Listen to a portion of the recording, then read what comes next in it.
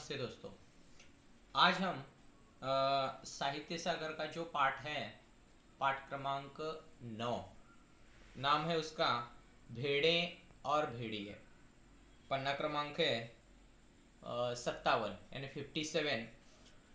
उसमें आप देख सकते हैं। तो भेड़े और भेड़िए इस पाठ के अंतर्गत लेखक ने हमें क्या समझाया है। तो देखिएगा, यह लेसन प्रतीकात्मक रूप से लिखा गया है। यहाँ पर जो भ्रष्टाचारी लोग होते हैं वह सीधी सादी जनता के साथ कैसा व्यवहार रखते हैं, इसका वर्णन इस पाठ में करने की कोशिश की गई है। भेड़े और भेड़िए। तो भेड़े, इसका मतलब ऐसे देखिए, यहाँ पर हम देख सकते हैं, यहाँ पर भेड़े और भेड़िए पात्र परिचय में भेड़, भेड़ का मतलब क्या है, शिप, यानी अनेक भेड़े यहाँ पर। ठीक है, पहला इसका मतलब क्या है, शिप, भेड़, भीड़, भेड़ यानी शिप। भेड़िया यानी उल्फ, अंग्रेजी में हम उसे उल्फ कहते हैं। तीसरा जो पात्र है वो है सियार, सियार यानी इंग्लिश में जैकल कहते हैं उसे। और चौथा पात्र है रीच, रीच को हम बियर कहते हैं।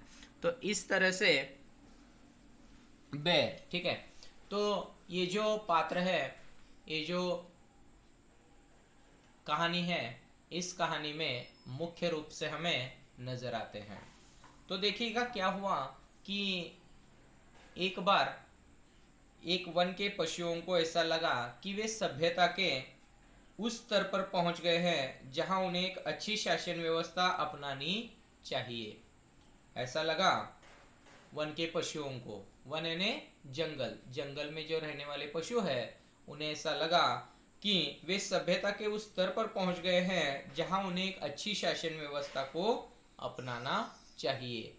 अच्छी शासन व्यवस्था, उसकी मांग तो देखिए सब लोग करते हैं। शासन व्यवस्था यानी सरकार, हमारी जो सरकार है वह अच्छी हो, उसकी जो व्यवस्था है वह प्रजा के हित के लिए हो, इस तरह हर एक इंसान चाहता है। देखिएगा यहाँ पर जो भेड़े हैं वो भी यही चाहते हैं, वहाँ के पशु, अन्य पशु भी यही चाहते हैं। देखिए, और एक मत से यह तय हो गया कि वन प्रदेश में प्रजातंत्र की स्थापना हो।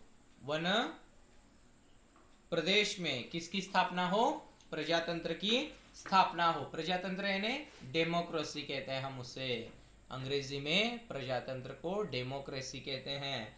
तो देखिएगा, प्रजातंत्र की स्थापना हो, यहाँ पर जनता का राज हो, ऐसे यहाँ पर उन्होंने तय किया। पशु समाज में इस क्रांतिकारी परिवर्तन से हर्ष की लहर दौड़ गई। हर्ष यानी आनंद की लहर, प्रसन्नता की लहर दौड़ गई कि सुख, समृद्धि और सुरक्षा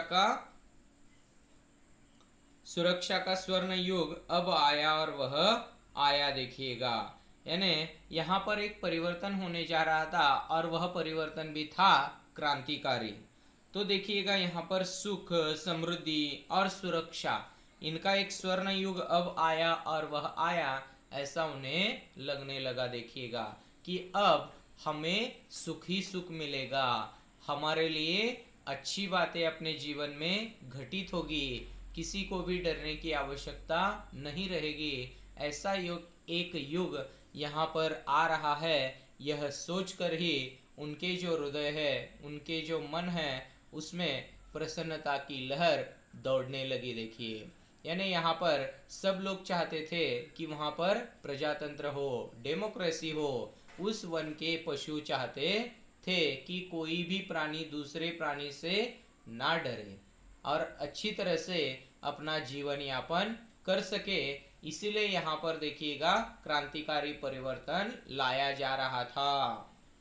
जिस वन प्रदेश में हमारी कहानी ने चरण धरे हैं उसमें भेड़े बहुत थी। यानी ये जो कहानी है वो बताने वाले जो लेखक है वो कहते हैं कि जिस वन प्रदेश में हमारी कहानी ने चरण धरे, यानी हमने जिस वन प्रदेश के पशुओं का वर्णन किया है उसमें भेड़े बहुत थी। क्या थी ज्यादा? भेड़े यानी शिप ज्यादा थी वहां पर। और देखिएगा वो कैसी थी, निहायत नेक। नेक यानी हम समझ सकते हैं ईमानदार थी, नेक थी, ठीक है, किसी को फंसाती नहीं थी, ईमानदार थी, कोमल थी। कोमल यानी उनका हृदय बहुत ही मुलायम था। विनयी थी, विनयी यानी बहुत ही पोलाइट। अभी पोलाइट मैनर से बात किया तो बहुत अच्छा लगता है सभी को, वैसे ये जो भेड़े थी बहुत ही विनयी थी। साथ में वे दयालु भी थी। यानी आपने देखा नहीं, देखा है क्या, देखिए कोई भेड़ आई है और कोई तो किसी को तो मार के खा रही है कुछ, ऐसा नहीं होता है। वो घास चरने वाली बेचारी भेड़े रहती है, देखिएगा। इसीलिए वो कैसी थी, ईमानदार थी, कोमल थी, विनयी थी, दयालु थी, निर्दोष थी, और ये सारे गुण उनमें थे। वो निर्दोष पशु जो घास तक को फूंक फूंक कर खाता है। यानी ये जो भेड़े हैं, ये किसी को इन्होंने कभी अपनी जीवन में फंसाया नहीं है, कभी भ्रष्टाचार नहीं किया है। ऐसे ये सीधी साधी यहाँ पर भेड़े हैं। ये जो भेड़े हैं, ये अभी यहाँ पर इनके गुण है, ये जो लेखक ने हमें बताया, ये क्या है, उनके सारे गुण हैं जो घास को भी फूंक फूंक कर खाते हैं। यानी घास में भी किसी पशु या प्राणी की हत्या ना हो, उसमें कोई तो आया है और उसकी हत्या, वैसा वे नहीं चाहते हैं, तो फूंक फूंक कर उसे खाते हैं। तो ऐसे ये कोमल निहायत नेक भेड़े हैं, देखिएगा। भेड़ों ने सोचा कि अब हमारा भय दूर हो जाएगा। भेड़ों ने क्या सोचा कि अब उनका भय जो है वह बिल्कुल दूर हो जाएगा। हम अपने प्रतिनिधियों से कानून बनवाएंगे कि कोई जीवधारी किसी को न सताए। वे क्या बनाना चाहते थे, एक कानून बनवाना चाहते थे, एक बिल पास करवाना चाहते थे कि उससे क्या हो जाए कि कोई भी जीवधारी किसी को नहीं सताएगा। यानी किसी को कोई भी नहीं सताएगा, न मारेगा, यानी मार कर वो किसी को नहीं खाएगा। जब सब जिए और जीने दे, यानी सब लोग क्या करें, एक दूसरे के साथ अच्छा व्यवहार रखे, खुद जिए और लोगों को जीने दे। यहाँ पर शांति, स्नेह, बंधुत्व और सहयोग पर समाज आधारित हो, ऐसा उन्हें लगता था, देखिएगा। यानी यहाँ पर शांति रहे, शांति रहे यानी पूरी तरह से अमन रहे, यहाँ पर स्नेह रहे, एक दूसरे के बीच में प्यार की भावना हो, और साथ ही देखिएगा बंधुत्व हो, यानी भाईचारे की भी भावना यहाँ पर हो, और सहयोग पर समाज आधारित हो, और एक दूसरे की सब लोग मदद करे, फिर वह प्राणी या पशु छोटा हो या बड़ा हो, कौन सा भी हो, लेकिन उसे एक दूसरे की मदद करनी चाहिए। हमने अक्सर देखिएगा अनेकों कहानियों में देखा है कि एक कबूतर एक चींटी की मदद करता है। चींटी कितनी रहती है, छोटी रहती है। जब वो तालाब में डूबती रहती है तब तालाब के यहाँ पर किनारे पर जो पेड़ रहता है, उस पेड़ पर एक कबूतर बैठा हुआ रहता है, और वो क्या करता है, एक पत्ता गिराता है नीचे, और उसी पत्ते के सहारे चींटी यहाँ पर किनारे पर आ जाती है, और उसे वह क्या करती है, देख लीजिएगा, याद रखती है कि ये कबूतर ने मुझ पर उपकार किया है। देखा जाए तो चींटी इतनी छोटी रहती है, कबूतर बहुत ही बड़ा रहता है, लेकिन फिर भी वह उसकी सहायता करता है, देखिएगा वो कबूतर।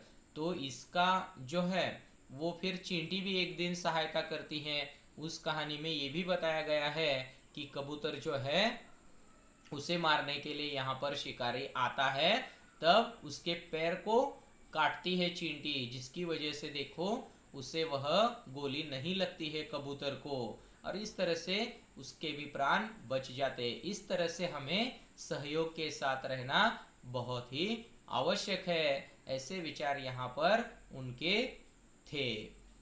ठीक है, आज के लिए हम यहाँ पर रुकेंगे। ये है पहला हिस्सा हमारा। ठीक है, बाकी का जो हिस्सा है वो हम बाद में देखेंगे।